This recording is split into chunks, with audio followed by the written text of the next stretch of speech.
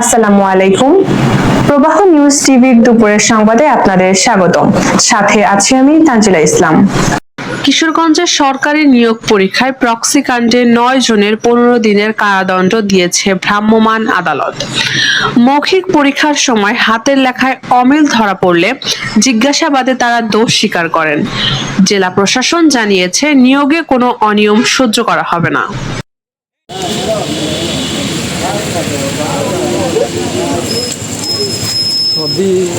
দিনের ভাইভা চলছিল, তো ভাইভা পরীক্ষায় আজকে 9 জন প্রার্থীকে আমরা শনাক্ত করেছি, যারা আসলে পরীক্ষায় যে উত্তর লিখেছিল এবং তাদের হাতের লেখা আমরা মিলিয়ে দেখেছি যে ওনারা এই খাতায় লিখেননি, এবং পরবর্তীতে তারা নিজেরাই স্বেচ্ছায় দোষ স্বীকার করে নিয়েছে যে তারা নিজেরা পরীক্ষা দেননি, প্রক্সির মাধ্যমে তারা উত্তীর্ণ হয়েছে।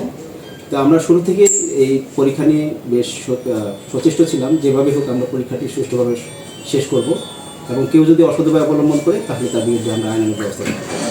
আজকে এই ভাইভা গ্রহণের সময় যখন আমাদের সন্দেহ হয়েছিল যে খাতায় লেখা এবং পরীক্ষার উত্তর ভিন্ন ধরনের হচ্ছে, তখন আমরা লেখা যাচাই করে নিই, এবং এক সময় তাদেরকে যখন প্রশ্ন করা হয় আপনারা কীভাবে উত্তর লিখলেন, তখন না পেরে নিজে তারা স্বীকার করে নেন যে আমরা আসলে আরেকজনের সহযোগিতায় প্রক্সি পরীক্ষার মাধ্যমে আমরা এই উত্তর দিয়েছি।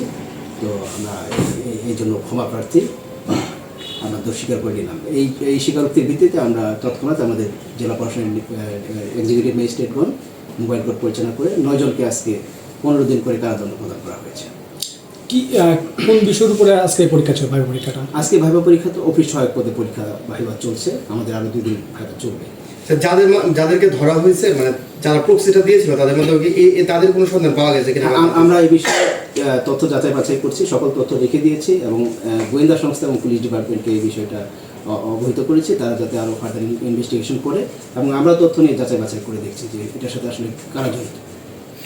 প্রশ্ন হচ্ছে ওই যে পরীক্ষার দিন যেহেতু এটা তো ডিজিটাল সিস্টেম হয়েছে, ছবি সহকারে এরকম হয়েছে, তাহলে ওই সময় কেন যারা দায়িত্বরত ছিল তারা শনাক্ত করতে পারে না যে লোক পরীক্ষার্থী, মেইন পরীক্ষার্থী, সে অনুপস্থিত অন্যরা, এটা কিভাবে?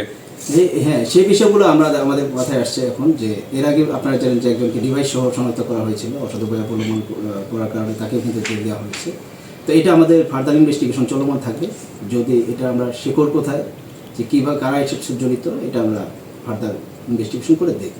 এই 9 জন আসলে কোন কেন্দ্রে ছিল? ওই কেন্দ্রগুলোর সাথে কথা বলছি। হ্যাঁ, এই কেন্দ্র কয়েকটা কেন্দ্রে তারা পরীক্ষা দিয়েছে, এই কেন্দ্রগুলো আমরা দেখছি যে কারা ছিল।